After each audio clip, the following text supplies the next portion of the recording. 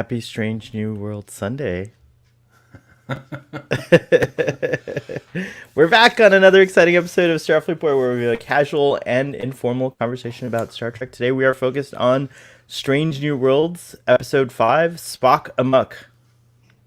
We are halfway through the season already. Halfway there. Oh, my internet's bad again. Yesterday my internet was so bad. Will you guys keep the audience busy while I go take care of the internet real quick? I'm sorry. I'll be right back. Well, last week I did the summary because it was only myself and Starfleet boys. So one of you two got it. Oh, then go for it, Marcelo. So in this week's episode, after the harrowing ordeal that the Enterprise went through with the Gorn, hold on, I'm back just to say that Marcelo hates this episode. I don't know if you should do the episode summary. No, I'm just kidding. No. Go on. That was last week's episode. Try not to be too hateful when you go into I'm just doing the summary. I didn't say anything yet. It just started. Just started. All right, go. Carry on. So due to the Enterprise's battle with the Gorn last week, they are at Starbase 1, where the oldest star base is in the fleet, for repairs.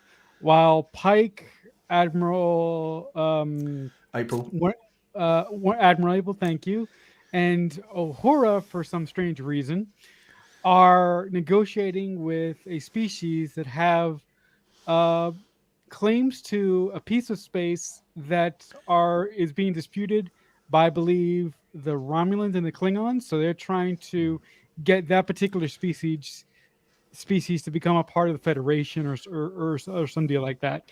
Meanwhile, the rest of the crew is supposed to be on shore leave. Number One and La'an are jacking around the Enterprise, dealing with some ensigns that wanted to get up to some shenanigans in one of the airlocks. And Spock is trying to be a good husband to Pring while entertaining her in his quarters, and some shenanigans goes down there as well. So should we wait for the host, or should I start the... Keep going. If you can't be bothered to be here, you keep going. Yeah. So with that, I would just open up the floor to Braxton first. Braxton, what were your initial thoughts of this episode? So I've watched this episode 3 times. The first time that I watched it, I didn't really connect with it. It was just very drama-y to me. But then my second and third watches, I thought differently, and I really liked this episode. I enjoyed the opening, and how similar it was to the scene that we saw in the 60s show.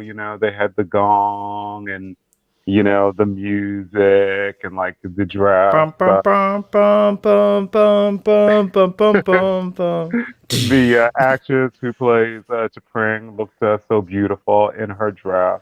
And my favorite part of the episode was the team up playing Enterprise Bingo between Una and La'an. I really, really enjoyed that storyline. I thought this episode was great. Okay. Thanks for holding down the... That's all right. You can go. We're fine. You're bad self. And you're frozen. Oh, no, you're back. No. Am I really freezing? I'm still freezing? No, you were. No, you're fine now. Oh, okay. Okay, so Dabra, why don't you go next? What did you think about this episode? Great. I really, really enjoyed this episode. As I said, what Braxton was saying, I like the Spock fighting his duality with his Vulcan and human side. I thought that was a great depiction and cleverly done with the homage to Amok time. As I said, the music, the scenery, and I wondered if that was meant to be T'Pau officiating. I'm not too sure.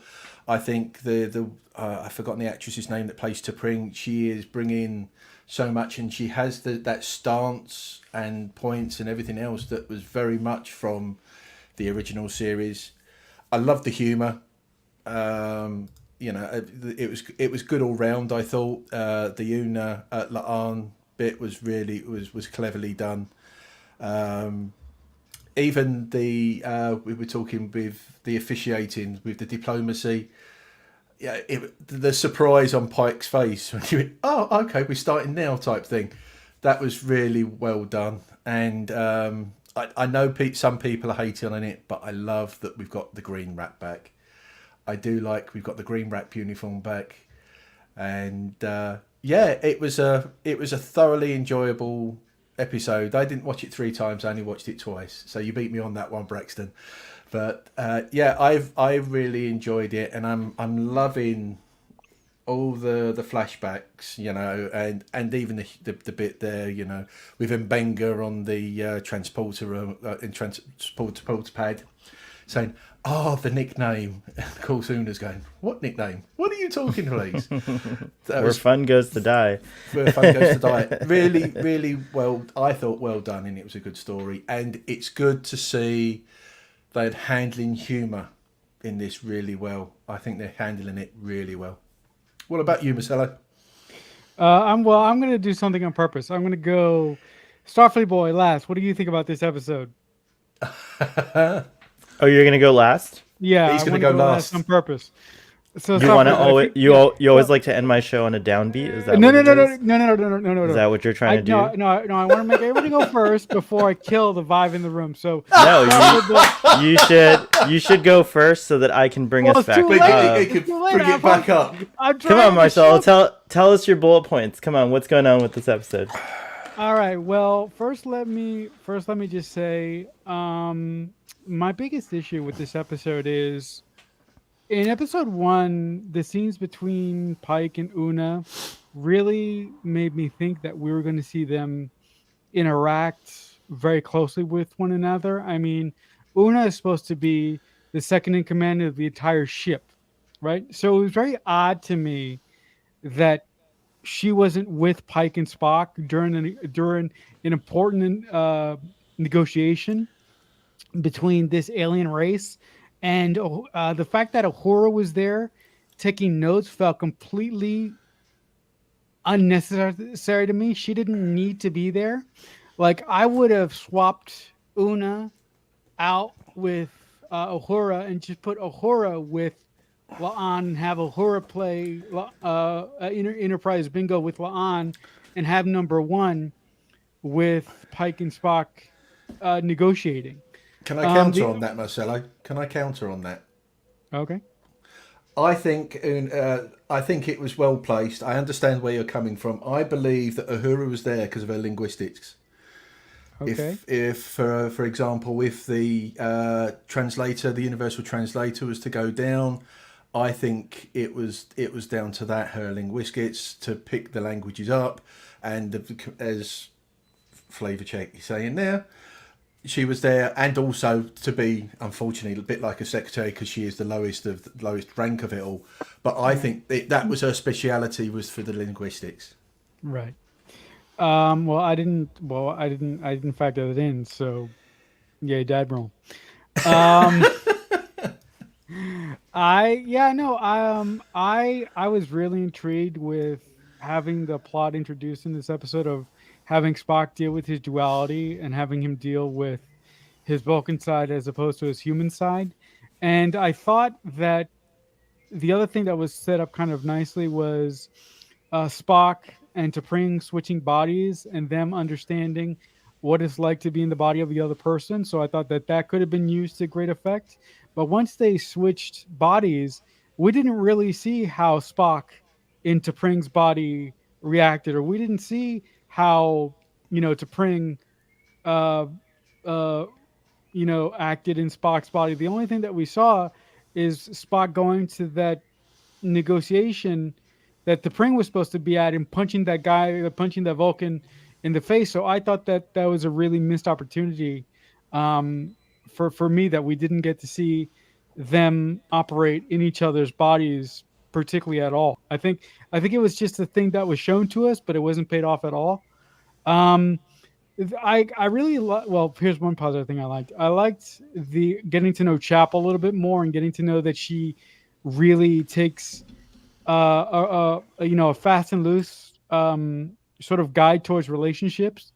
And I love when she was talking to that ensign and she saw Spock sort of struggling, she just sort of pushed him aside and went towards Spock.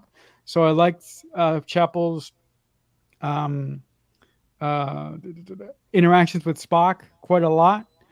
I did not like the humor in this episode. I thought that the writers that were writing this episode thought what they were writing was funny, but the humor didn't work at all for me in this episode. Um, the Enterprise bingo thing was like, it just fell flat for me. Um, and then again, Una and Laan walking on the hull of the ship was like, really? This is how you're going to spend your shore leave? Yeah, so a lot didn't work for me. Wait, you wouldn't want to be on the hull of Enterprise, like checking out space from that vantage point and all that? No, That's like uninteresting. That's not no, I did not. That's not cool at all. I did think it was cool, but what I thought this episode was, I thought it was ideas that weren't paid off properly for me, the way that I right now I realize it's for you, but yeah, but I'm just a little surprised that you would say that when it's like pretty much something you would want to do, like that you would say that it wasn't like that's how they spent their shore leave. Like there's like, what should they have done instead? Like be at a bar. No, I'm just kidding. Sorry, I'm being hard on you. I mean, don't get me wrong. It was a cool scene, but I thought some of the ideas that were shown in this episode weren't really paid off in a satisfying way to me. So that's why I had a lot of issues with it. Is that you having your writing head on? Is that you having your writing head on? Yeah. And well, this is not the writing head thing, but I didn't particularly like the green suit or the green tunic that Pike. He's going for you. He's going for all of us. He's going for Dadmiral. He's gonna cut us all. Marcelo's we're on the chopping block. No, I'm just kidding. And my last point that I just want to make before these guys bring the room back up again, I thought that this episode would have functioned much better in season 2, like when our crew is more lived in and has gone through more stuff. This felt like an episode that they needed to earn, and I don't think that they earned this episode at all. Like, I would have loved to seen them do this episode after like a traumatic event in season 2, but the fact that they placed this episode right after the Gorn, that we didn't even see the Gorn, was a whole nother issue for me in last week's episode that I didn't get to talk about much. But I felt that this episode was like giving them a respite that they didn't necessarily earn. Anyway, wow. Yeah, well, we know how hard we know I would never serve on a ship with you because you're like respite that no one's ever earned and stuff like that. I'm really surprised, Marcelo, I have to say, because I again respect your opinion 100%, but I saw it completely differently, and I think that like it is earned. I think like having a lighthearted, like low stakes episode in the midst of like right after the Gorn episode and all that is actually a good idea. And as far as like this crew, like I'm sorry you're not feeling this way, but I think a lot of people have like instantly latched on to these guys and like are like super.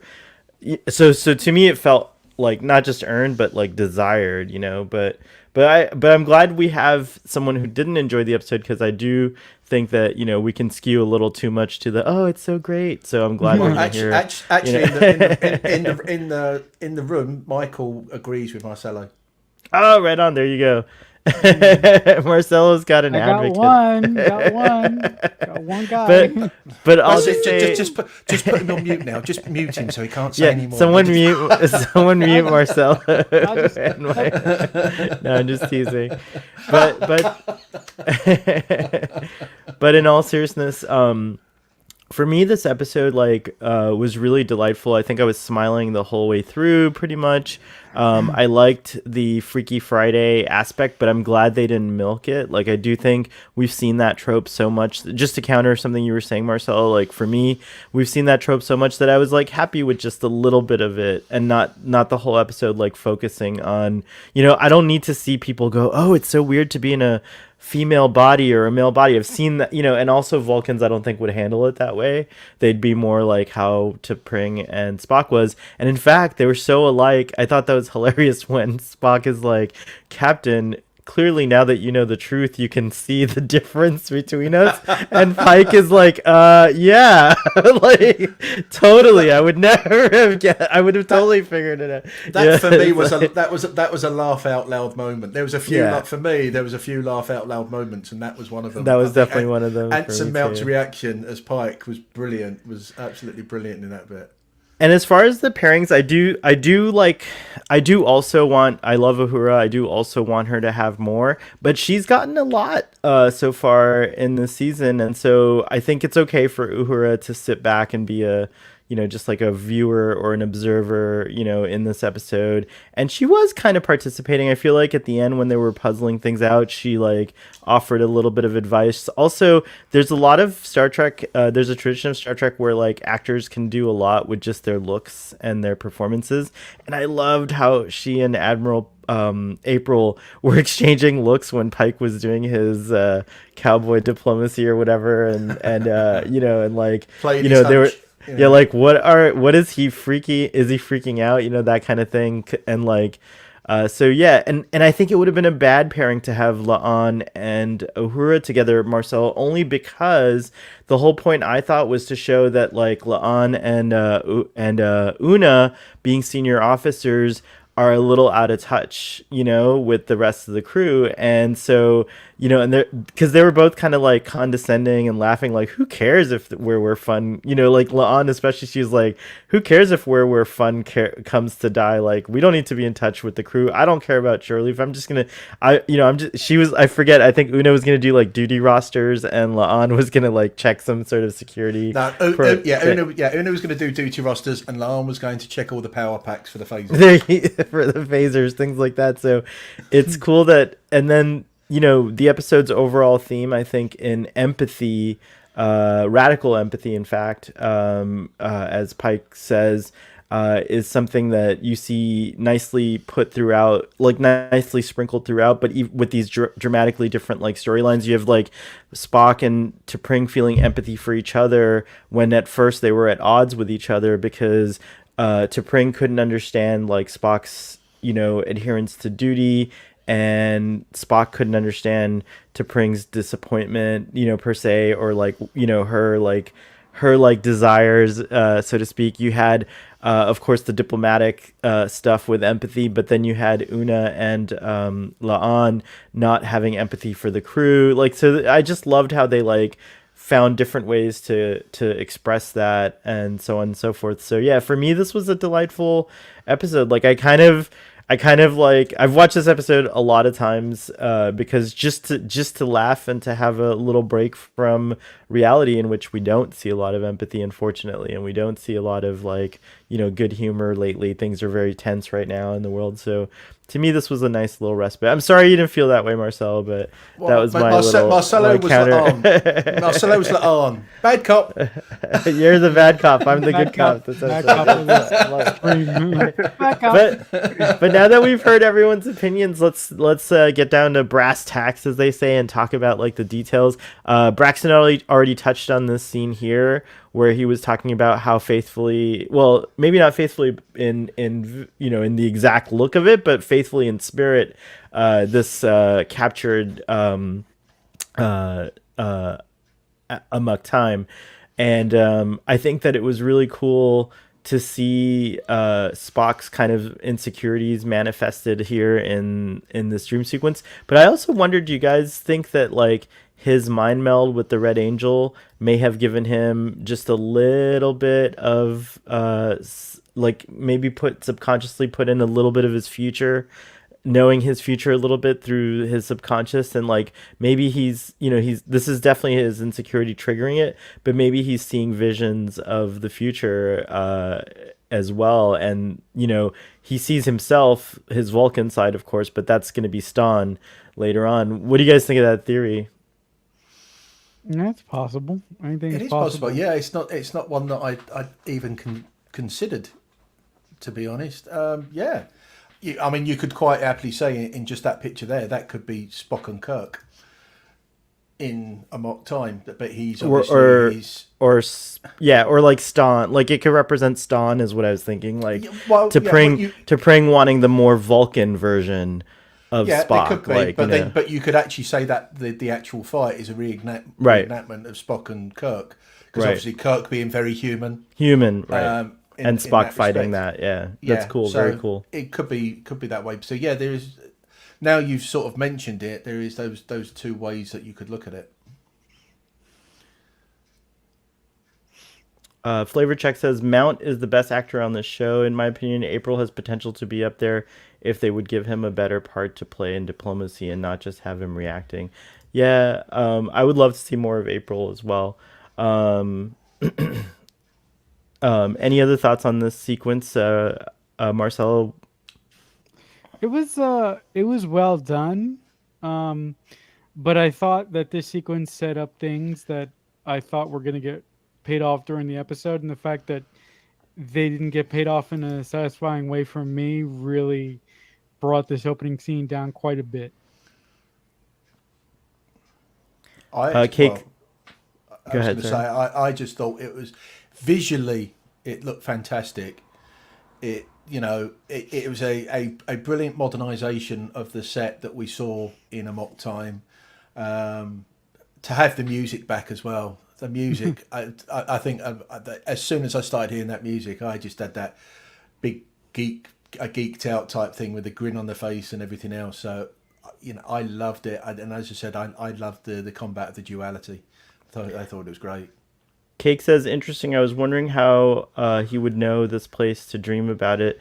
They don't seem to have a lot of wedding guests in general. I think Cake is Cake. This is a family, like a family ritual area that belongs to the family of Sarek. So maybe Spock went to other ceremonies growing up there, so he would probably know it that way.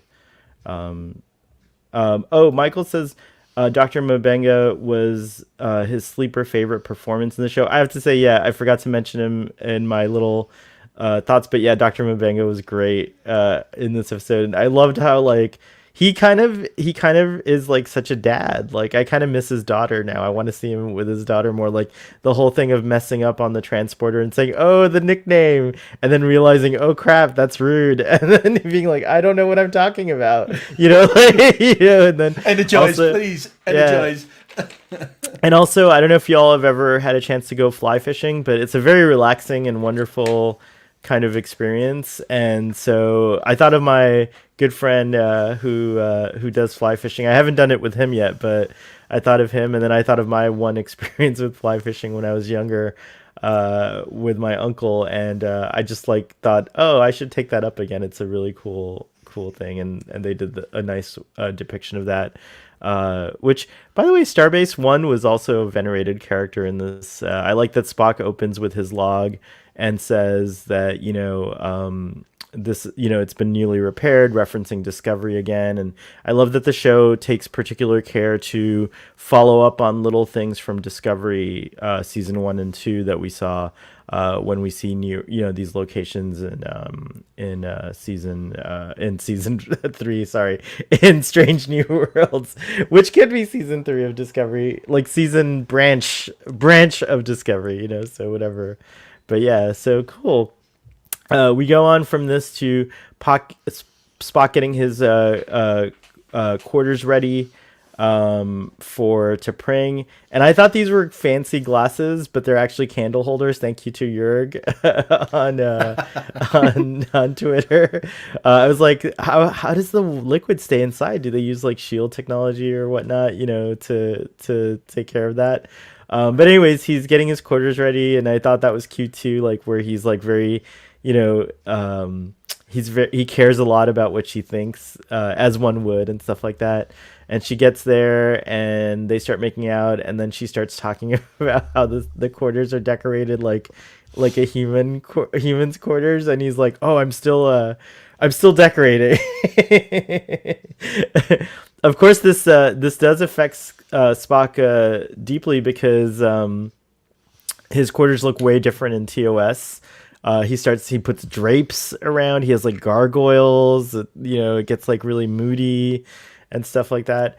I do like seeing the Vulcan loot in the background there. It's a different one from the one he has in TOS, but I love it, and it looks like it looks like this one might be playable. I'd like to see him play it. But be really cool. I actually missed that because I thought, it would have been good if it was in the scene, but you've caught it, so that was pretty cool. Because I did notice the shield and the sword and all that stuff that was on Yeah, that he's got wall as well. he's got some of his things. What do you guys think of T'Pring? Knowing that their relationship is doomed, what do you guys think of their relationship here at this point in time, and how it's playing out? I To think me, it's they playing- don't seem like No, Oh, go ahead, Braxton, sorry. Go, Braxton. to me, it doesn't seem like they're compatible. I think that they're showing us that. I think that she is just not as flexible as she needs to be Spock's woman. So I think that they're showing us the incompatibility. But they're working at it. They're dating, but it's just not going to work out. I sort of, I'm sort of drawn to sort of Tuvok, because Tuvok never really spent an awful lot of time with his family. He was always away, and that always seemed to work.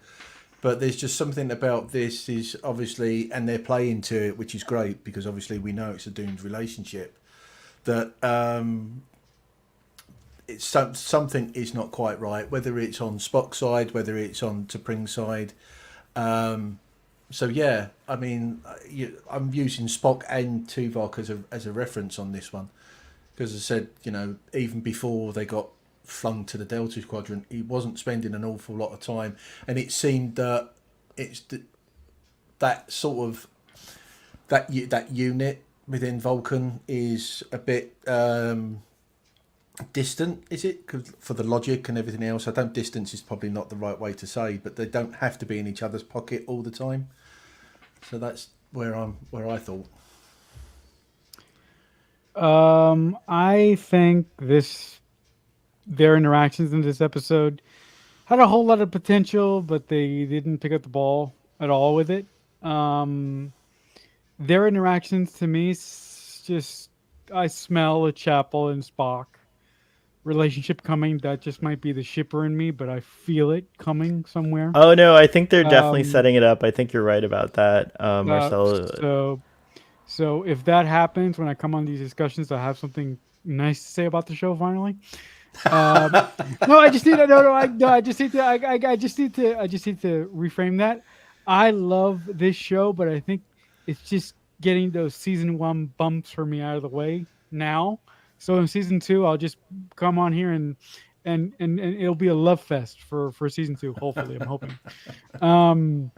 Flavor Check does remind us also that Chapel will get engaged to Corby soon.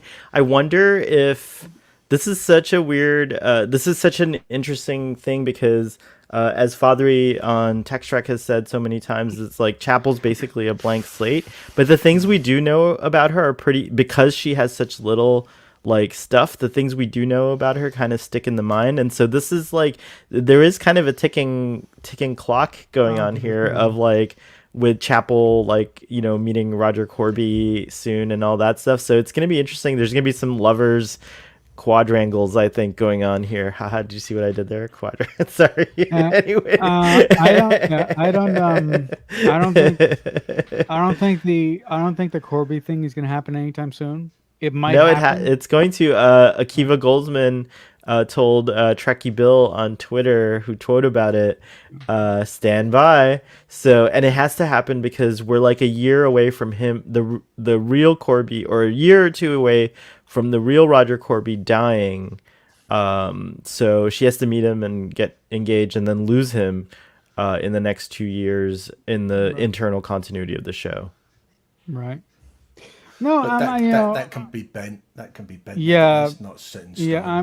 Yeah, I'm just gonna stay with my original thought. Like I smell a Spock and Chapel relationship brewing here, and this didn't. Their interplay between Spock and T'Pring really did nothing for me in that I wanted them to do something else with the whole body swap thing in this episode, but since they didn't, this was like, I could take it or leave it.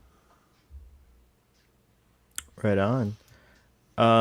Here we have the entrance of the what were they called again? The species. Does anyone remember? Starfleet Boy didn't take notes this time. He usually takes notes. I did, but I forgot, dude. What's that? Oh, I'm just What saying was I that? forgot. Oh, you forgot too. Darn it! Oh, they That's were the. all right. I'm looking. They were the. They start with an R, I think, or something like that. Anyways, the the Rongovians. Thank you, Joel. No, the Rongovians. So they were the Rongovians. Thank you to Joel and to Cake. You guys jinx they were the wrong Govians. It's true. We're the right Govians.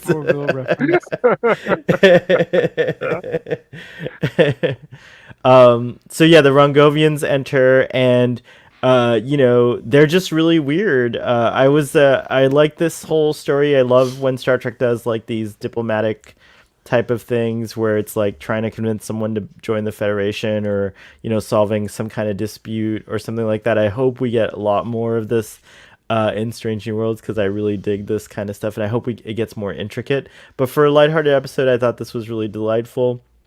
The stakes were that the Rongovians are in their space is in a strategic part of the galaxy between Klingon, Romulan, and Federation space, and so the Federation are hoping to broker, an alliance with them so that they can freely travel through Rongovian space without having to worry about Romulans and Klingon attacks. But the Rongovians, they don't negotiate like anyone else, and so right from the start they act really weird. Where I think Admiral April fully expected to be the point person on this, but then but then they're like, no, we only want to talk to Captain Pike. So he's like, okay, I'll bring him to you guys, and then of course that fares later on into, I think that's why Captain Pike was able to solve this, is the Rongovian captain here says something like, something that people don't get about us is that one of the hallmarks of our society is empathy, and that little exchange I think sets Pike up to like think about that and go from there. But yeah, what did you guys think of these strange new species here? They were I think cool. the design of them is really good. Like the zebra look or whatever. Yeah, it's pretty cool. And I got a shout out. The second in command of the Rongovians, his name is Brax. He is. It's Brax. His name was Brax. That's cool. Yeah. Vaso. It was. And Vaso Brax. is the guy. Vaso's the guy on the left, and Brax is the guy on the right. As you look at the. Oh my gosh, is that going to be your next cosplay? It would be very meta. at Mission Seattle, I'll help you paint it, Braxton. Yeah. Like all the designs. Yeah. And then also the thing about this scene is that Captain Pike looks fantastic in that green. I do not care what Marcelo says. Sorry, Marcelo. Okay, it's all right. Sorry, Marcelo, but Braxton, I'm with you. Okay. I was going to say one thing. I wanted to say, the guy Vaso reminded me, the way he looked and everything else, a bit of Armin Shimmerman. Oh, I was trying to figure out why he seemed so familiar to me. It's Ron Connell is the actor's name. I've just got it in front of me there. But when I looked at him, I think it was the teeth were very like Ferengi teeth and all that type of thing. But he just reminded me a bit of Armin Shimmerman. I can see that now. I was like trying to think of where the actor where I knew him from, but now I know. That's cool. Very, very cool. I would have Um, liked them to be called Zebrarians. Zebrarians for zebras. The actor who played the Rongovian, what did you say his name was? It was Ron Kennel or Kennel. Kennel or Kennel or however you pronounce it. But yeah, Kennel. Yeah, Ron Kennel. That's cool. I don't recognize any of his other work. I don't think I've seen him in anything else, No. but he's got a huge body of work here. He's got like something like 50 credits as an actor, so he's been in a bunch of stuff. So very cool. Good character actor because I think he was very good. I like the way and I did see. I think he might have been channeling a little bit of Armin Shimmerin on accident, maybe not on purpose. But I definitely. did like you're saying about the extreme empathy. It's the way he slapped Pike's shoulder. as if Pike would do that as well, Yes. so it was very much. I did like that. I like that too. In fact, I liked it so much that oh no, that's not the scene. I thought I got that scene, but no, I like that he shakes his hand. Yeah, he does. When they first enter, they're like kind of they're kind of emulating, but they're emulating La'an, and then he switches to Pike's demeanor midway through the Yeah. thing. So you do see really that's great. There's evidence of like that shift throughout the thing, not just in the scenes where he's with Spock later or to Pring or whatever, but it's all throughout. It's very subtle, very nice. I like that. Very cool catch there on that. But yeah, it was a good scene. Here we have That hat. the hat. So they establish here that Christine and Erica are. I'm on a first name basis with them. They seem to be pals, and they've had some adventures before. Because Ortegas is asking her, "So what is it going to be this time? Do I hail you, or do I like give you some hand signals? Like how do I get you out of your bad date?" And she's like, "No, we're cool. Me and Ensign Devers or whatever, or Lieutenant Devers or whatever his rank was." We're cool. It's just casual. It's not a thing that we're like, we're not going to take it seriously. And of course, unfortunately for her, it ends up that he actually wants to get a little more serious and transfer and stuff like that. But I thought this was an interesting insight on Christine. She's something, it's something interesting that it's interesting how she just wants to have fun, and as soon as it starts getting serious, like that she's kind of like backed off. But at the same time, there's definitely evidence that she like knows what a serious relationship entails. Like she tells Spock, like she gives him the really good advice about like prioritizing your partner and like your relationship. But she says that's why I don't get into serious relationships. So she knows herself really well. So I thought that was interesting. What did you guys think of Chapel and Erica and that whole exchange? Why don't you go this time first, Marcelo?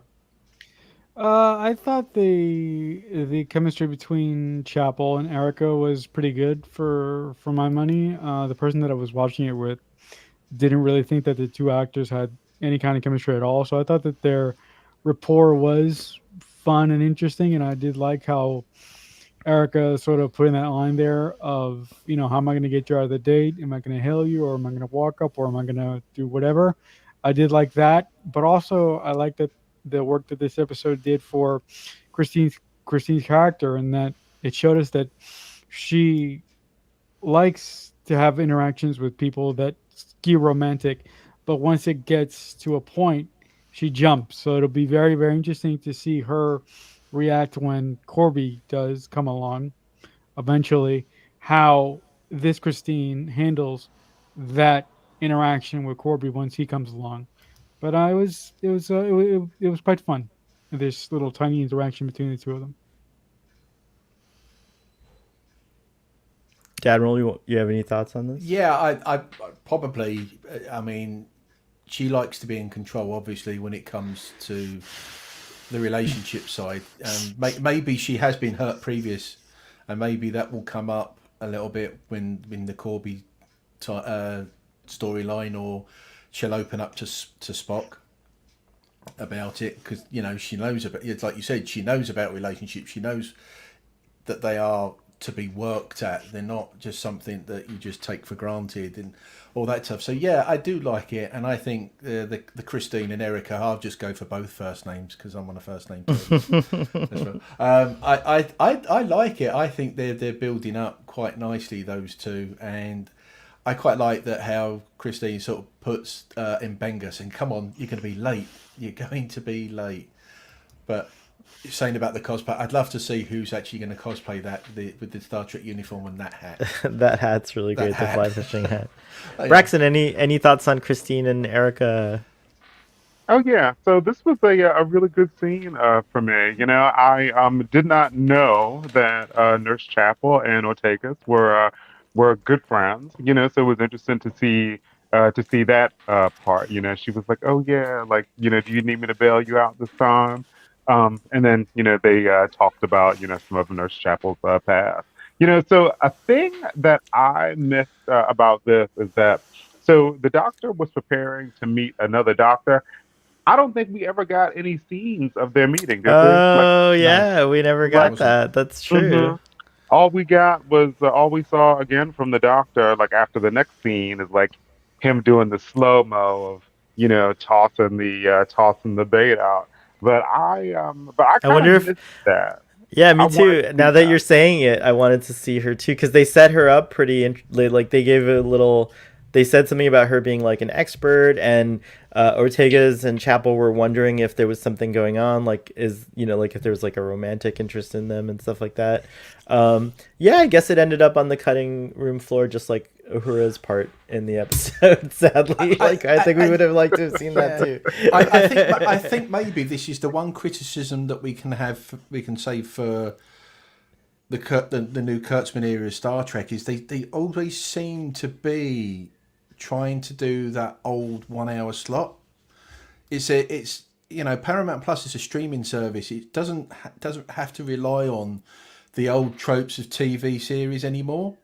So if it is over an hour, I don't think any of us are going to be complaining that it's going to be over an hour or so. You know, maybe they are cutting things to keep within that hour, that hour slot. I don't think that they need to.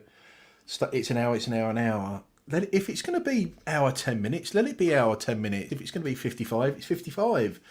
I think that is the only criticism that I can really point at Strange New Worlds at the moment is the way and that's not the story or anything. I think that's probably the way it's edited and everything else that they're so keen on keeping that hour. I think they're leaving the door open for the possibility of having these shows on broadcast television because they did experiment with it with season 2 of Discovery, if I'm not mistaken, where they showed it on broadcast television. So I think that's why there's also still these cuts, these clear commercial break cuts. And also there are 2 different tiers of Paramount Plus. One tier you can watch with commercials. So there's these like purposeful... burn in hell if you watch the show with commercials. Oh, wow. You just...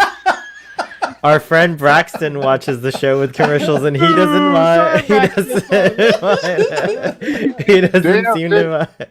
Burn in hell, dude. Dang, sorry Braxton doesn't have the budget. Sorry Braxton doesn't have the budget to purchase the commercial-free version there, Marcelo. No wonder he hates children. Jeez.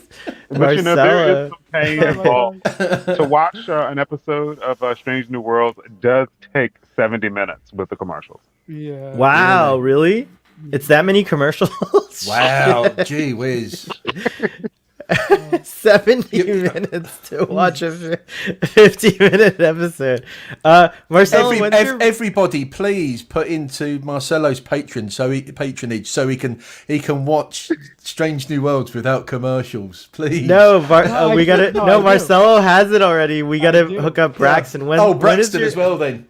Your birthday just passed, Braxton. I think I'm gonna look into getting you a year's subscription membership. or something like that. Yeah, that might be a good. You know I haven't what? gotten you a gift yet, so. just to make you just make you feel better, like I'll get some dough together and I will personally PayPal you the dough so you can upgrade your plan, Braxton, so you can see the wonderful world of Paramount Plus without commercials. But dude, watching with commercials gives you like a natural break so that you can scroll your Twitter feed. You can like pop up and go to the bathroom. You can like go get a little snack. Braxton, sorry, there's this advent on the remote control. It's called pause. Yeah.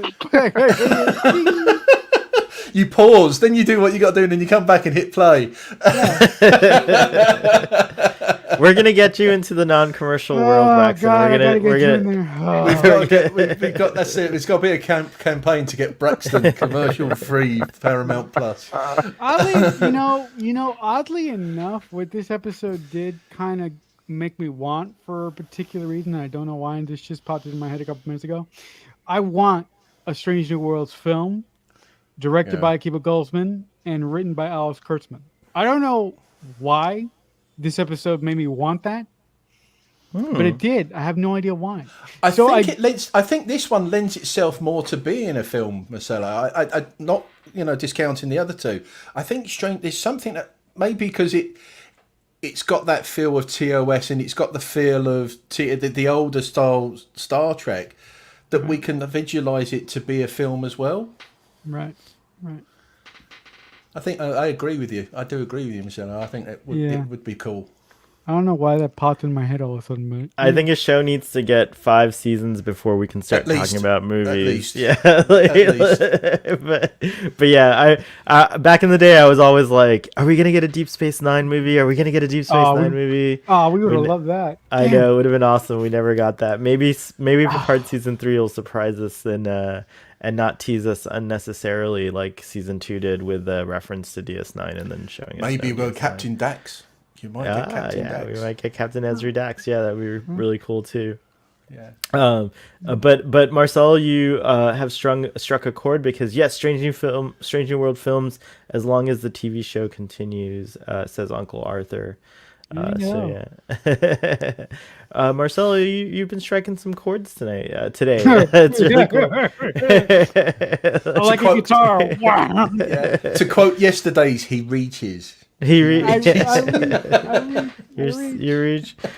This scene was one of the ones that was really funny. I love the whole exchange here, and I love this because I used to be a manager at a retail store, and so when you find out the way that your team thinks about you, and it's not necessarily flattering. Una's look here is so spot on. And then you ask like your friends, like, well, maybe not your friends, but like people you work closely with. And like, I thought Kyle was perfect where he's like, oh yeah, like, no, don't know anything about that whatsoever. No. Yeah. But you could tell he knew the nickname, and Lon's there like, oh God, she's just finding out. Like, this was just delightful. I thought like, and again, their chemistry, it feels like these people have been working together for a long time, for a while, not necessarily a long time, but definitely for a while. And ooh, wow, I have a cute new neighbor. Oh my goodness. Hi. Sorry, I got distracted there. Wow. Saying about distracted. Starfleet your husband is not a nice guy. Apparently he is not a nice guy to work for. No, that's another thing I could relate to is that when I was a manager in my previous life before I was a Star Trek YouTuber here, my team, I thought I was being sassy fun with some of my remarks and statements, and then I found out in this thing you do called a 360 report. Sohail is mean. Sometimes he says things and they are hurtful. And I'm like, oh my God. But he smiles while he's saying it, which makes it worse. And I was like, oh no, I totally missed that. And so I'm still very sassy. It's part of my nature. It'll never go away, but I've learned to hold back over the years. I'm not saying I'm good at it or great at it yet. Whoa, thanks, Mom. I just got tea delivered. so thank you very much, Mother Unit. Anyway, so I'm trying to be less sassy and couple more. Old Grey. No. What's that? In answer to, answer Yeah, to all Kevin good. in the room, sorry, Kevin, he does have a wandering eye because he's got Carl as his husband, but he has a husband of the week as well, so he does have a roving eye. Just for everyone's information, I am in the Star Trek universe. There's a character that exists called Starfleet Boy in my headcanon, and he is bisexual and polyamorous. Sorry, I'm having trouble hearing you. Wow, everything's dang. All right, let's go back to the show here. Let's go back to the show.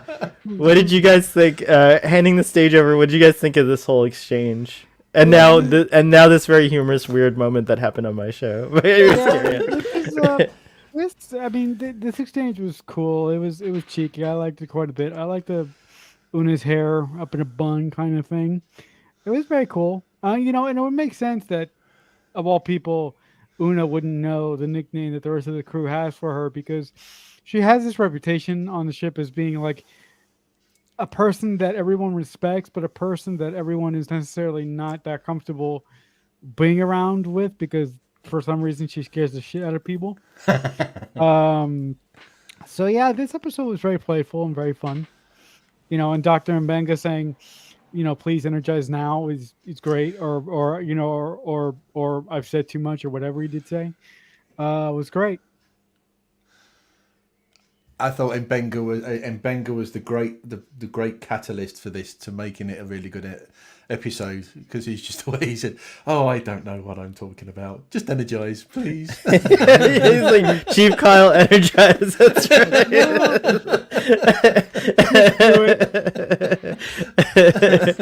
And that look at this look, the look Una shoots at him, like, why are people afraid of her exactly? Look at this look. Braxton, any other thoughts on this scene? On my second and third watches, I was looking for something that would be clues that Kyle could be mean. As soon as Mabanga made, well, it wasn't really a joke, but he kind of like gave that away. You could see Kyle was smiling, and then they went back to the doctor, and then there was this shot where he was smiling again. And so the thing is, I feel like if he were actually mean, he would have told her, be like, "Oh yeah, that's what they call you." Like if he were like really like that. Oh, like, good point. And matter of fact. So it just must be a misunderstanding that makes that ensign feel like both of those ensigns, Braxton. they felt it. They both felt it. Braxton, he's a suck up. That's why he's smiling. He's a suck up to all the seniors, but the lower ranks, he's mean. We'll find out. I think we'll find out. One thing I was disappointed at, though, is that like there was a lot of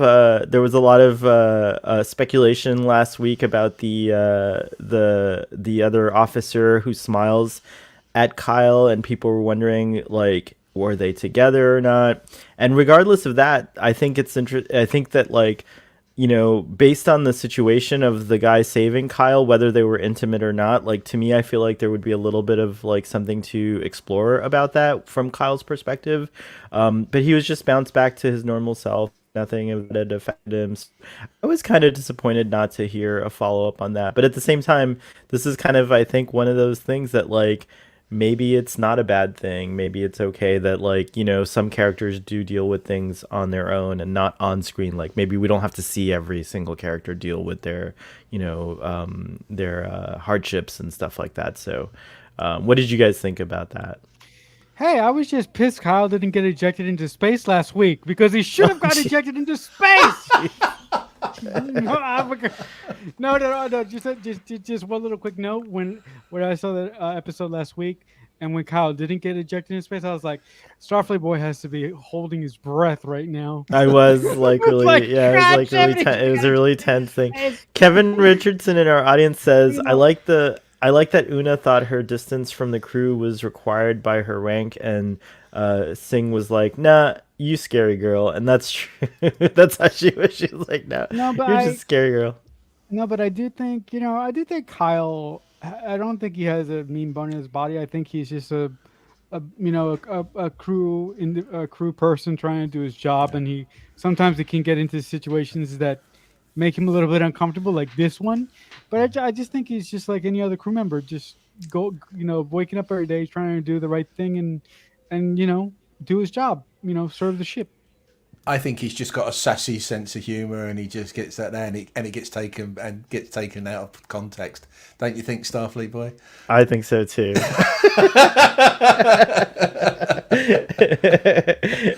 I like this scene where Spock comes in and is trying to apologize to T'Pring for staying at the negotiations late, and then it shows him, it shows she's like, well, obviously you need, to get your priorities straight. See you later, bye. And you see the food there, the dinner, and it's untouched, and T'Pring waited, and and how he looks so disappointed and stuff like that as well. I thought that was another interesting thing of like showing that Spock's priorities. And what's kind of sad actually is like, with the exception of Savick having his baby off camera, Spock doesn't really have like a love of his life at all, except for maybe Captain Kirk. But other than that, like Spock is alone throughout the remainder of his life. It would have been nice if in the Kelvin universe he found love and settled down in his old age or something like that. What you mean, maybe Uhura? With either Uhura, or maybe he could have met. No, I'm talking about old Spock, like our Spock. Oh, like, sorry. Okay. I'm talking about that version of Spock in the Kelvin universe. Prime Spock. Prime Spock could have found. Yeah, I didn't mean to say our Spock. Kelvin is also our universe. Sorry, I apologize. Yeah. But yeah, Prime Spock doesn't ever settle down. He's kind of like devoted to duty or whatever you want to say. So it's kind of a sad story knowing Spock's prime journey, that he's not really going to find love in that way. But I don't think Spock cares much about it. I think he's cool with it. But, it is interesting.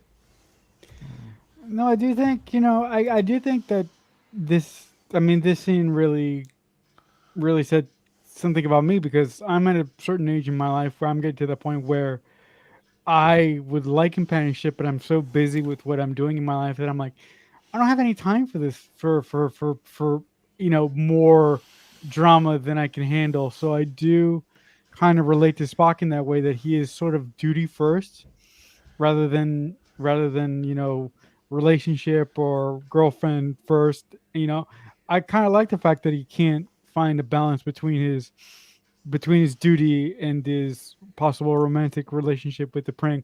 Also, the fact that it's not going to work is a whole nother thing. But I do think that Kelvin universe Spock found a interesting balance that this Spock necessarily doesn't have a handle on quite yet.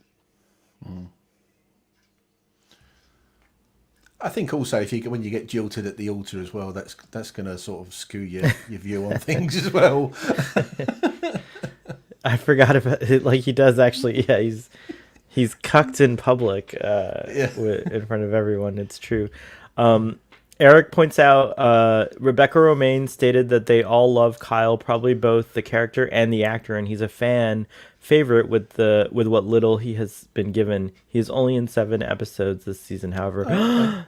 Oh no, I didn't need to know that. Oh, it's okay. I'll be prepared. Thank you. No, just kidding. Thank you. That's all right. You'll have your husband of the week broken. As well. You'll be fine. I didn't have a husband this episode. Maybe I think Nurse Chapel was my husband this episode. She was awesome. Yeah. I think I'll give that credit to Nurse Chapel. Speaking of Nurse Chapel, what about this exchange? What did you guys think of this guy and her whole deal here and going over to sit with Spock? Yeah, I kept saying to this guy over here in the red shirt, I kept saying, guy, you are swinging way above your weight. Nurse Chapel is going to eat you for dinner, son. But I like what we got from Nurse Chapel in this episode, because we got a really good look into how she handles relationships and how she likes to keep it on a somewhat casual level until she finds somebody worthy of her love and affection. And I do kind of like the way that she kind of just casually chucked him aside once she saw that Spock needed counsel. And I do kind of like her interactions with Spock, when she kind of slapped him on the head and kind of ruffled his hair a bit. So I did kind of love Chapel's interactions in this episode, both with Spock and both with Erica for the most part in this episode. I thought they were great. the writing was on the card for Lieutenant Dever, because I thought, how self obsessed do you have to be when he went, you look hot, smoking hot. What about me? How do I look? I thought, oh my God. I thought, how much do you love yourself to do that? It's just, really, you're going to go there? And then obviously you could see the writing was on the cards, because then he started pushing that he wanted a bit more than what Christine wanted, and Spock was a good out for her. Yeah, she saw him. Whatever. I like to believe that Spock is having plomeek soup in this scene. He's having some kind of soup, it looks like. And I also like to believe that the restaurant here on the Starbase serves T'Pol's recipe. So I think that's my headcanon for this. Have you guys ever tried plomeek soup? Apparently there's a recipe out there, and you can make it at home. Our friend Flavor Check in the audience has made it, and so has Arthur. He just told us about that on Twitter. So was Uncle Arthur here today? I don't know if Uncle Arthur's here today. Oh, he's there. He is. Yeah, I see him. I see him. All right. Cool. So what is someone, guys, in the chat? What is it like? Tell us. I've never had it, so I wouldn't know. We should make it and have it, like, maybe on the next episode we can all arrange to make plomeek soup and have it while we're having our casual and informal conversation. If your cats will let you eat it. There we go. My plomeek soup was so boring that I turned into Talaxian spice stew. And it was great.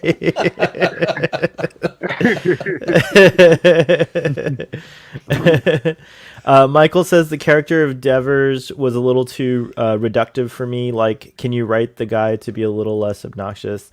I thought he was perfect as an obnoxious character. I like to see everyone represented in Star Trek, including people I don't like normally would get along with. But yeah, I agree that maybe we could have had a little bit more to him. But Michael, there's people like that out there. I think they need to be shown, and in a way shamed a little bit, maybe just a little bit, just like I was shamed for my sass this episode, maybe. Kevin says, I like that Chapel's pining for Spock really makes sense in this episode. Spock ends the episode as a great boyfriend material. It's true. You do see really great characteristics of Spock. In fact, someone mentioned about log entries. So far, whoever makes the log entry at the beginning of the episode tends to be the focus of the episode, and I do feel that Spock was a focus on this episode. Marcelo, what were you going to say? Where the hell is my Chapel episode? God damn it! I want it. Where is it? Well, when you hear the log entry from Chapel, you'll know. That's when you'll know that it's your episode. So there you go.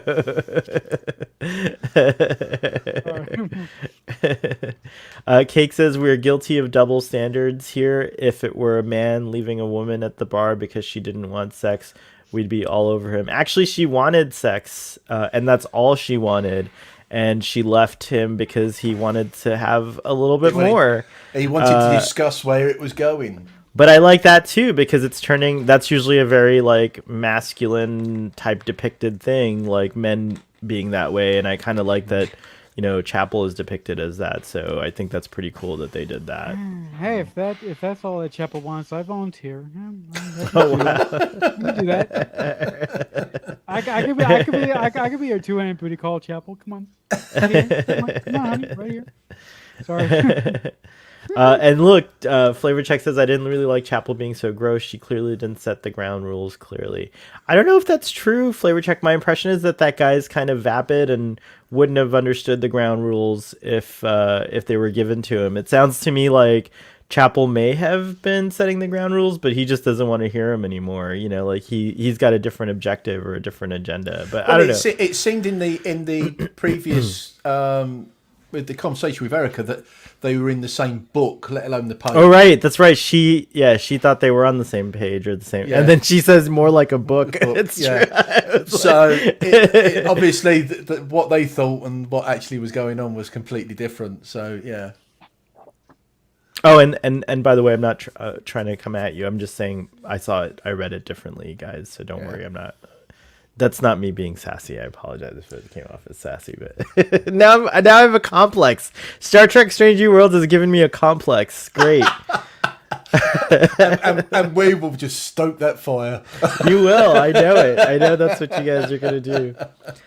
This is where they decide to maybe have a. This is where they're kind of gloating and like deciding that like their way is better, like staying on the ship and being serious and like the professional distance stuff you were talking about. But then they are interrupted by the alarm, and we get these two. These two ensigns who are gonna go out into the hall and put their names on this thing called the Scorch. By the way, I love this shot of this up close shot of the phaser. It's a beautiful prop. Can't wait to get my hand on one. I'm usually not a prop collector, but I really want that one. Do we know who the production designer on the Strange New Worlds is? We did. Hold on. Let me see if I can. Let me see if I can pull it up. Over here. Hold on. Let's see. Cast and crew. While we pull it up, what'd you guys think of this sequence? I thought they looked like children. They are young. They're very young. Yeah, but I was like, are these supposed to be crew members or children? Because they're like probably 18, Marcelo. They're okay. Probably like well, fresh no, out they're of going to be. teenhood. I would say they're in their early 20s, not teens. Okay. Because of Starfleet Academy, you wouldn't be that young. Right. But yeah, but for some reason, I just said these are children. What are they doing on a starship? But I clearly read that scene wrong. But this was a charming little bit, I thought. The production, the lead supervising art director on the show is Jody Lynn Clement. Shout out to Jody Lynn Clement. She's amazing. Good job. Cool. They're amazing, I should say. And then the team is Haley Isaacs and Tijana Petrovic. So yeah, good job. Cool. And a lot of the set decoration is done by someone named Justin Craig. And the costume design is by Bernadette Croft. So yeah, shout outs. I'm glad you pointed that out. We don't give credit as much as we should on this episode to the people making the show. I tend to focus on the lore and the story, but yeah. Well, I do. I focus on the writing every week and everything. You proceed me to shut up. No, that's not. No one's trying to say shut up. We're just. Shut up, you fool! Not at all. Oh wow! Question of Trek is in the audience, and Starfleet Boy being sassy. No. Oh god, he knows. Question of Trek. They know. They've seen my sassiness firsthand. Go watch Question of Trek past episodes if you want to see me in my full sass. That's when we looked younger. That's when we looked younger. I know. It's true. Actually, Marcelo, you may not have been here last week, but I did mention you a couple of times because I watched your program beforehand. So I did mention it. Thank you. So there you go.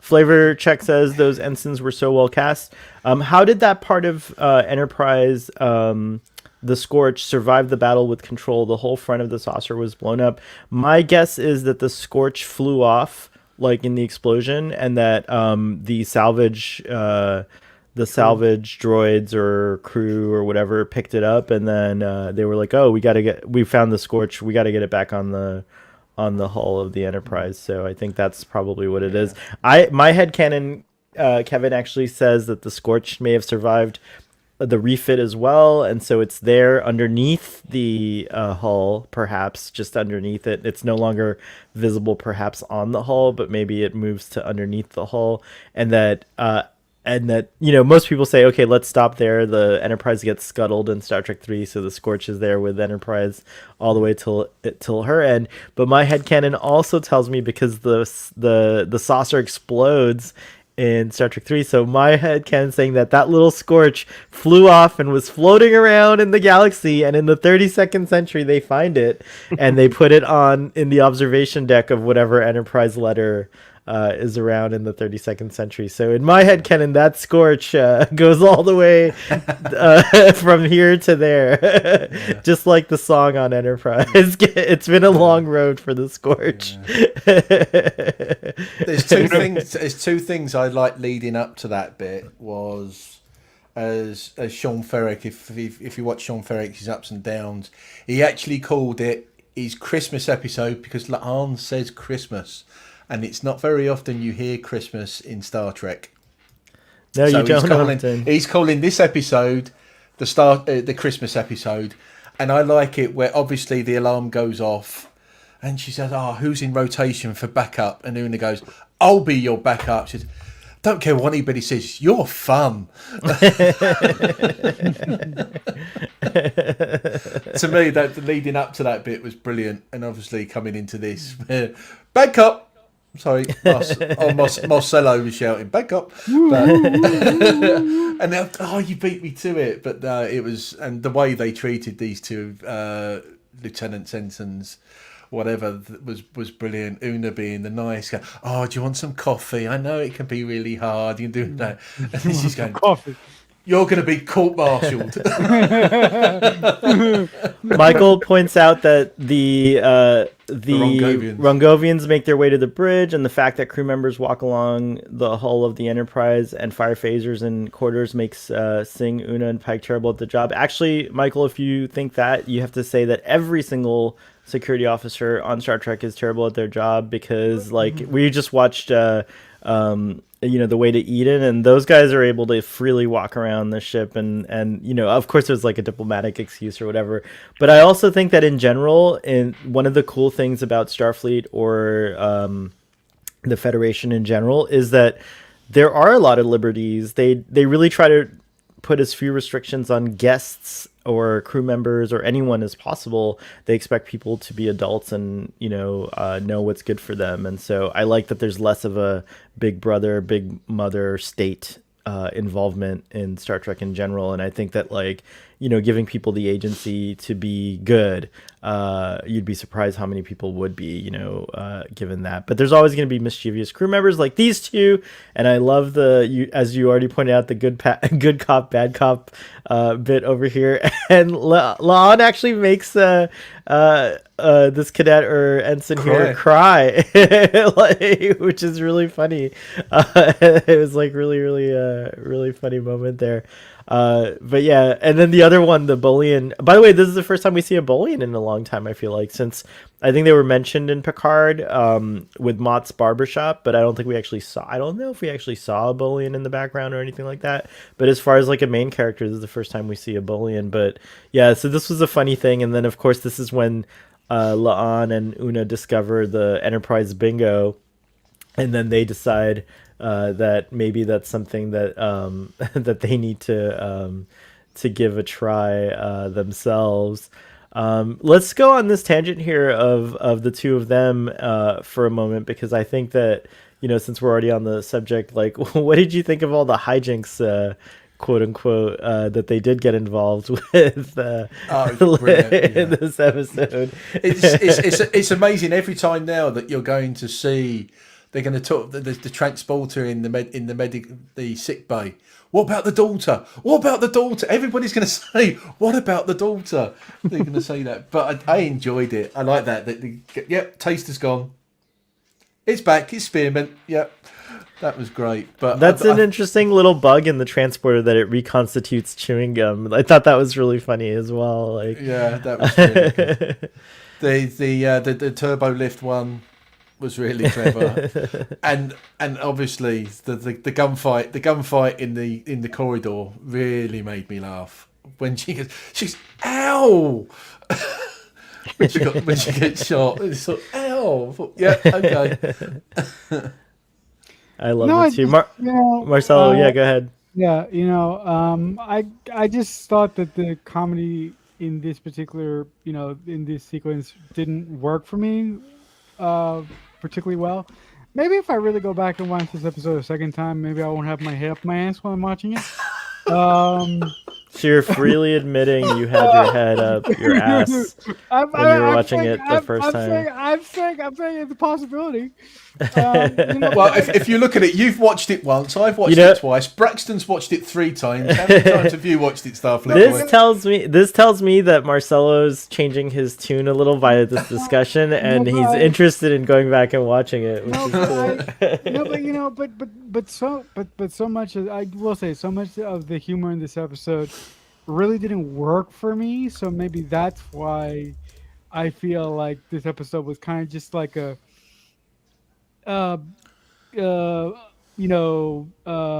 neutral episode for me. It didn't bring me any joy It didn't bring me any laughs. It just kind of just was what it was. But I thought all this stuff between Laan and number one was charming.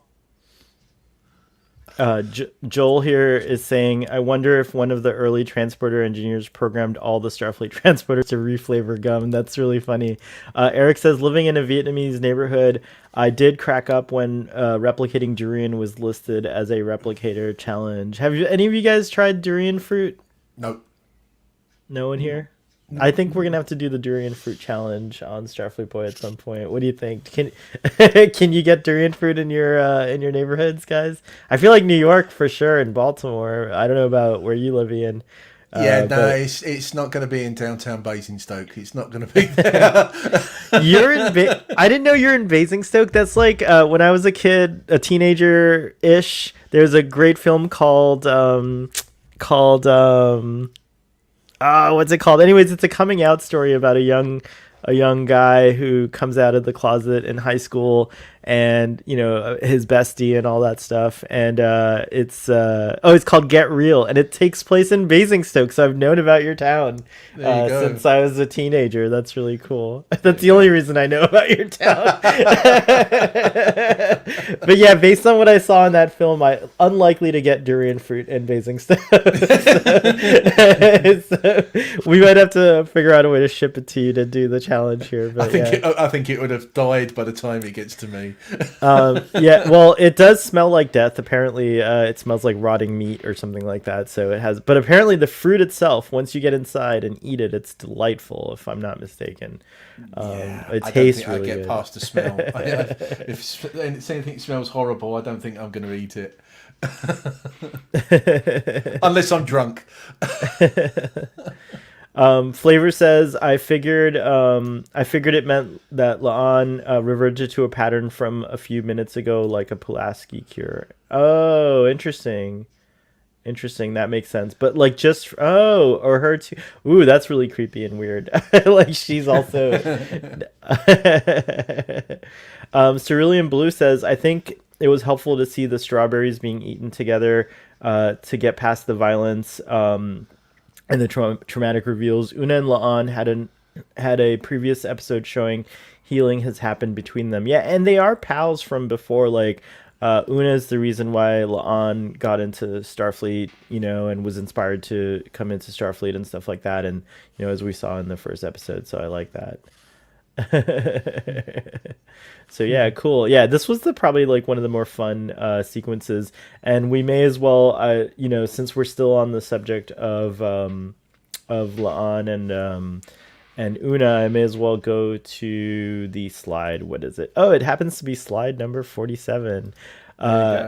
This scene over here, these scenes here, just gorgeous. Like when they finally make it out onto the Scorch and sign it, and then we see the beautiful solar sail ship, the Rongovian ship, pass over them. It just, this moment, and I'm getting goosebumps just like thinking about it. It's like sometimes Star Trek for me does this thing where like I completely forget reality and I'm sucked into the moment completely, and I'm just filled with wonder. And that moment, like early in the morning on Thursday, sitting in bed, half trying not to be asleep, trying to pay attention, like all that good stuff, because I watch these at like 3 a.m.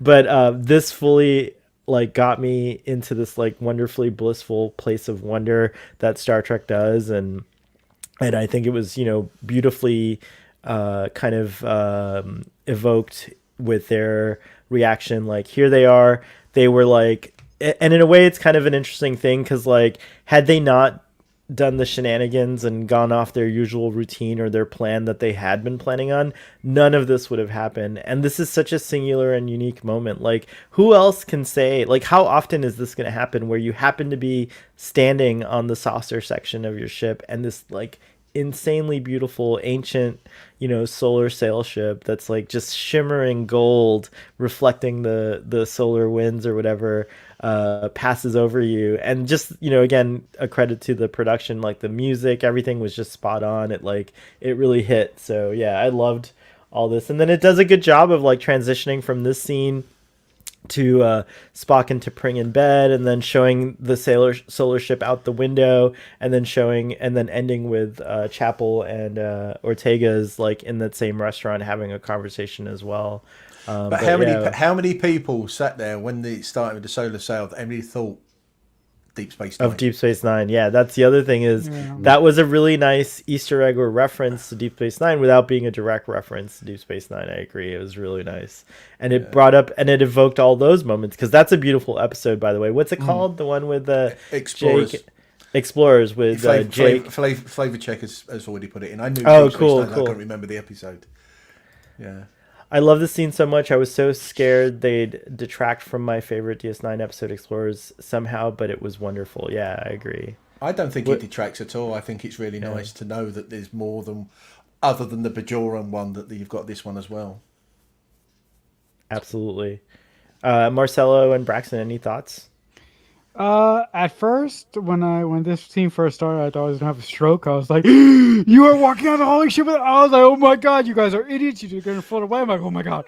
But no, I'm kidding. I'm kidding. This scene was really, really charming, and I just thought it was fun watching them, sign the hull of the ship because of that dumb bingo thing that they were doing. I thought it was really cool, but seeing the solar flare from these aliens that Pike, Spock, and Uhura were talking to for some reason, like just for why? Yeah. So I thought I thought this was a really charming, wonderful scene. It was beautiful. It was beautifully set up. I thought because as you said, it was near enough threaded through all the characters on this one. You saw it at the beginning of the scene with Pike, April, Uhura. Then it went through for these two. Then it was Spock and T'Pring, and it just impacted virtually everybody in the story, and I really did like that. Let's backtrack just a little bit to Captain Pike. He walks in on Spock and T'Pring and insists that, once he finds out, of course, we talked about that a little bit, but he also insists that, like someone's got to do something, like this is a very big deal to the Federation. So we finally get to see T'Pring as Spock doing negotiations, and she's kind of doing it really badly. And Pike steps in and does this like nice moment, like where he's telling the Rongovians, like basically Spock is the best things about the Federation and about Starfleet, and so I'm here to defend him. I'm not here to negotiate or whatever like that. And the Rongovians are super impressed by that scene, and so is T'Pring. She's touched. And Marcel, I just want to go back to one of your critiques and see if I can maybe counter it and maybe change your mind. Not that that's my goal. You can have your opinions and keep to them if you want to, but I think it did show in this scene. I think again, like I'm glad they didn't go with the usual tropes of like what it's like to be in someone else's body, but I think it was nice that like here Pike is clearly talking to T'Pring in a way, like kind of convincing her as well, like why Spock is why Spock is so unique and so beloved among the Federation and stuff like that, and it's his unique perspective that gives him that empathy, if you will, to know what it's like to be like treated as like maybe an alien among your own people, if you will, as he says in Way to Eden.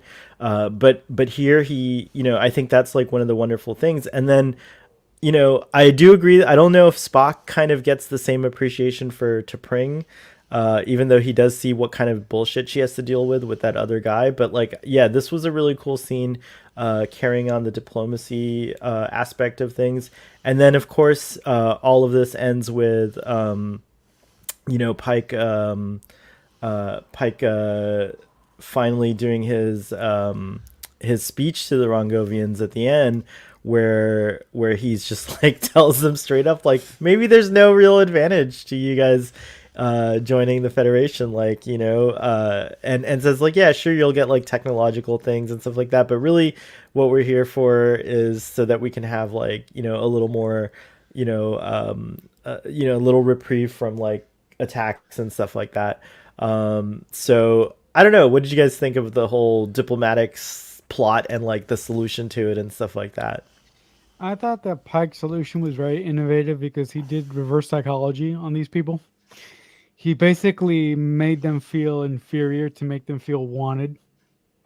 And I really really like the tack that he took with them. Clearly it worked because they did raise the Federation flag on their sail ship kind of thing. Hmm. So I thought that was very inventive and very very well crafted by Captain Pike. But I still don't like the green. I'm sorry, Braxton. I don't like the green. You're But, you know, it's outvoted, okay. 2 to Yeah, 1. I'm outvoted. Just piss off. Just get off the stage. Piss off. Yeah, you know what? Bye, guys. Good night. Dude, Captain Pike is looking like a boss in that green, dude. Like, go to the last slide. You see his arms, dude. Look at the arms and shoulders. Oh yeah, it's so authoritative. It's so authoritative. It's so authoritative. But Okay. but I love that Pike solved the problem. The Rongovians were wanting someone to see it from their point of view. So he was like, okay, well, like I'm gonna see it from their point of view and like all the things that could possibly go wrong. Like, oh my God, like these people are like using us and stuff. And I love that. Yeah. Uhura, and Admiral April don't get it, but nobody's been getting the Mongovians the whole time. But Pike did, and it was like really impacting that the line that the Rongovian told us, like, oh, we value empathy, and people don't understand that about us. Like I loved that was paid back. Hmm. Like in this scene here, this was a great scene to me. I loved this scene. Yeah, So and it's basically, very you're rewarding. just saying that Pike was right for the Rongovians. Dang. Yeah, I think there was just one bit. There's one line I liked before Pike interrupted to bring Spock, was when he turned to April. He said, "Are they being a bit Vulcan-y?" And I thought that was just brilliant. And he was just saying, he said he couldn't work it out, and obviously it clicked for him. But I'm in agreement with Braxton that it was the empathy bit and it's the reverse psychology. Who turned around and said, and he just basically told them what they were thinking, and that bit I did like. I thought it was great. I like this here about Hura being more of a kind of a observer. Do you think it's possible her future skills in xeno anthropology comes from her from learning from masters like Pike as she's still learning as a cadet? April missed it. She may have as well. Yeah, I think so too. I think it's okay for April. I want April to be more central as well, but I also think that I think it's great for Pike to have this moment. Like, I think it is okay for the lead of the show to have this moment as well. But I do hope we do get April being a badass later on. Oh, okay. Thanks, Flavor Check, for commenting. Yeah, the solar sail scene was all time. Okay, cool. Ed's here, and Ed says, I think the lesson for empathy was for human society in the 21st century as the audience. Yes, definitely. I agree with that as well. I think the problem we've had with the pandemic for the last 2 years, because we've been very isolated from everybody Right else. on. We've lost that empathy and that feeling from others. Hopefully we will get it back. But yeah, it's something a lot of people have lost over the last 2 years. We're about out of time. We like to keep these discussions at about an hour and a half. So I just want to show a few quick scenes, and just everyone in the audience was talking about this. So I just want to reward everyone with this little tidbit here. It is very satisfying. It is very peaceful looking, and I kind of want to go fly fishing with Dr. Muvenga. I do wish his daughter got to come out and play a little bit. That is something that I'd like to see her again. I'd also like to see, some steps towards a cure for her, but I'm also not in a rush. Like, I'm not going to rush it. They'll do it. They'll do it when they need to. And then we can't forget this asshole right here. Sorry for the curse word. So we see that T'Pring, she works to rehabilitate Vulcans who have been committing crimes and have kind of like walked away from the Vulcan way, the Vulcan From the logic, yeah. from logic and stuff like that. And so this guy's totally unreasonable, and I think he really deserved it when he got knocked on his ass. And I love that he thinks it's T'Pring doing it and not Spock. Marcelo, who loves consequences, do you think there will be consequences for T'Pring when that guy tells people how he was attacked by her? I think I think so, because I think the Vulcan High Council will look at it in a logic sort of sense, and they won't look at it in the situation sort of sense.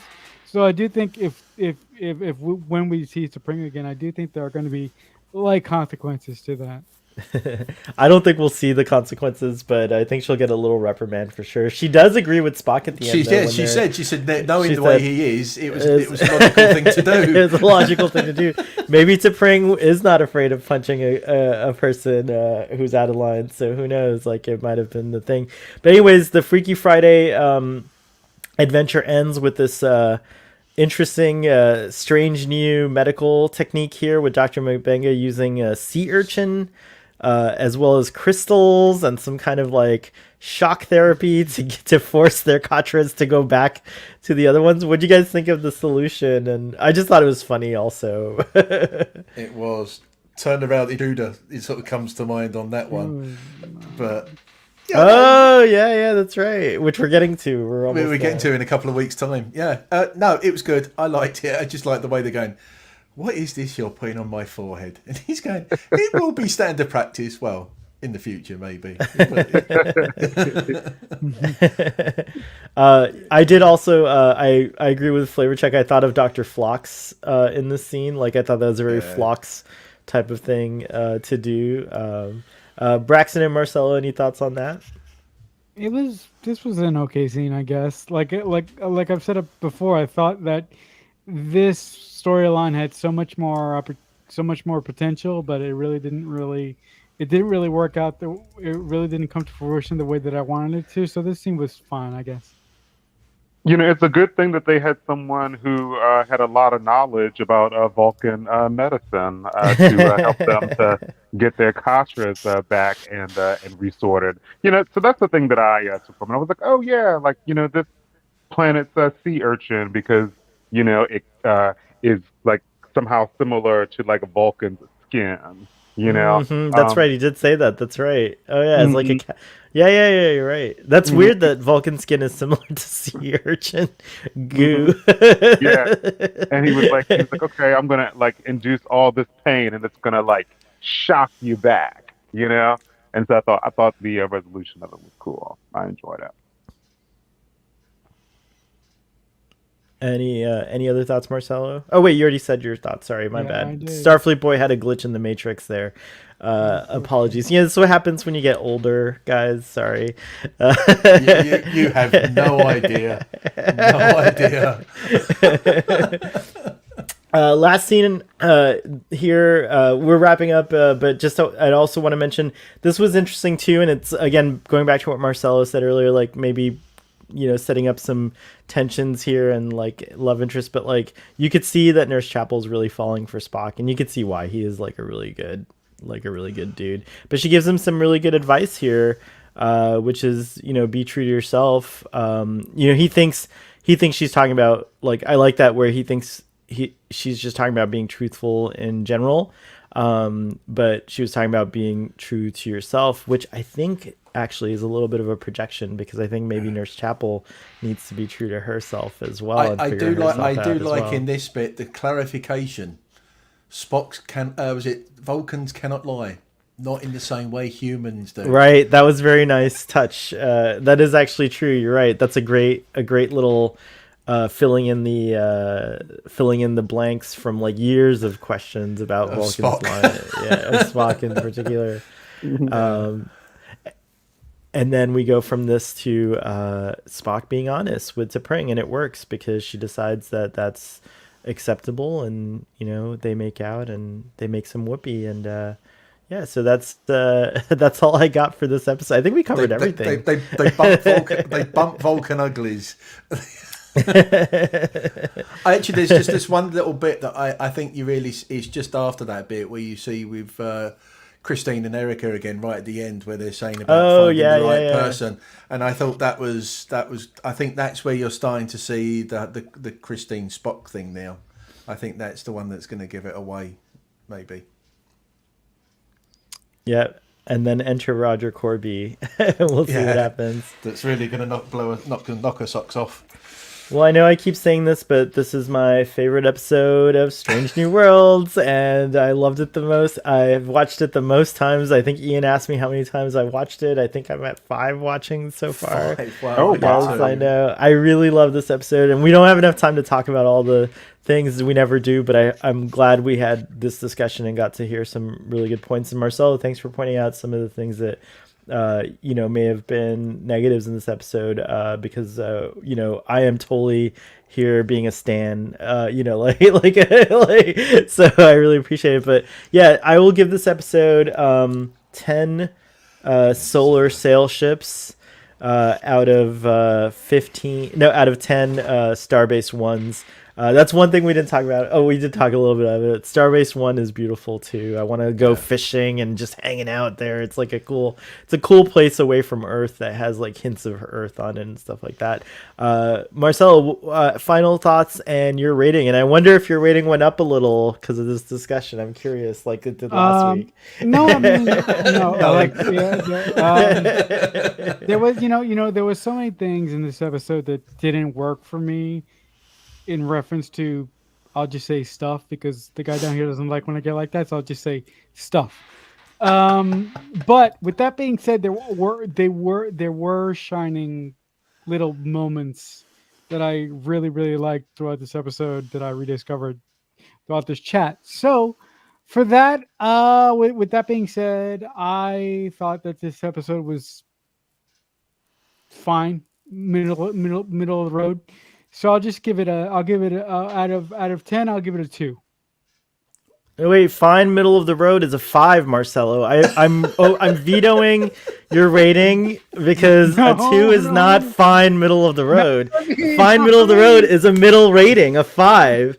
So you can't just say that statement and then give it a 2. That a 2 is like, this is a terrible episode, and you said that this is not a terrible episode. I'm sorry, but you need to correct your rating, sir. To match your statement. Okay.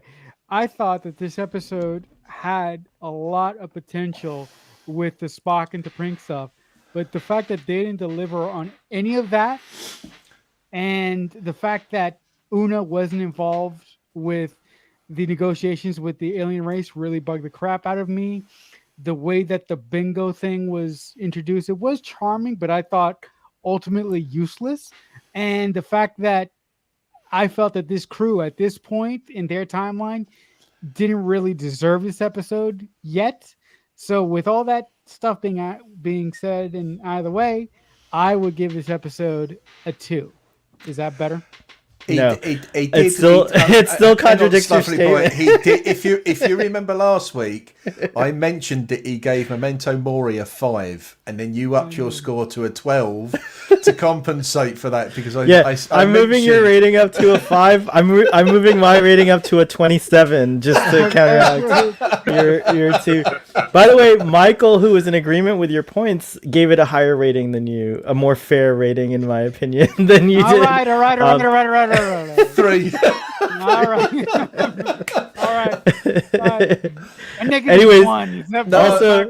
Marcelo, stick to your guns. Just stick to your guns. Just doing that, yeah. But most of the ratings in the audience, by the way, are pretty high. 10, a 7, we got a 9, we got a 9.6. Okay, so that audience 9 out of 10. The score out. Yeah, it totally does. But I just think your rating doesn't match your statements. That's all I'm saying. I'm calling you out on it. Yeah, I'm going to stand up for Marcelo now because he actually no rating clarified shame. his statement. Don't rating shame people. It's true. It's true. I don't agree with what he said, but I want him to stick to his guns. Thank you. Dadmiral, what's your rating for this episode and any final statements about it? Yeah, I give it a 1. No. I'm no, waiting. I'm waiting. No, I really enjoyed it. As I said, I think where Marcelo was struggling with it, me personally, I had quite a few laugh out loud moments on this one. Thoroughly enjoyed it. I liked virtually all the aspects. As I said, I think my one bit is the timing, but we will help Braxton to get away from the commercials and the adverts because it's there because he's saying it's a lot longer with them. We but have to do that. yeah, we're gonna start up an account, save Braxton from commercials. So do that. But yeah, I enjoyed it, and I'm gonna give it an 8.8.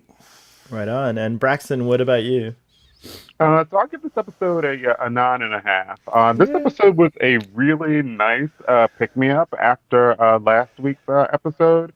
Like last week's episode was like, so tense because, obviously they were being attacked and hunted.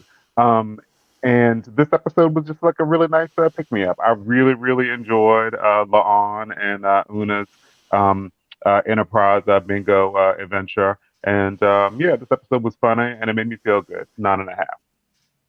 Yay. Guys, I do have to dash to get ready for the Trek Central stream, which is coming up at 4, so in less than an hour. So hopefully you guys will check us out. But before I go, I just want to say, real quick, guys, can you tell everyone where everyone can find you? Braxton, you started off. You can find me on Twitter at Leviathan026. Excellent. What about you, Marcelo? The best place to find me is also on Twitter. I'm at QuickFanatic88. There you can find links to everything I do. And Dadmiral, you're now on TikTok also. Yeah. I am, yeah. I have a full house. I'm on Twitter, Instagram, YouTube, and TikTok.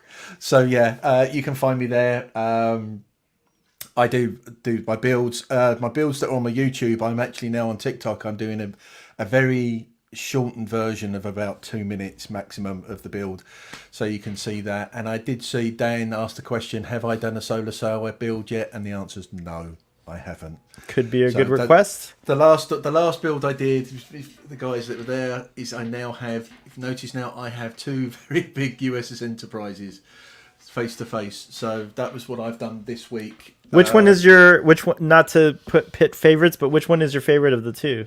Mega Blocks.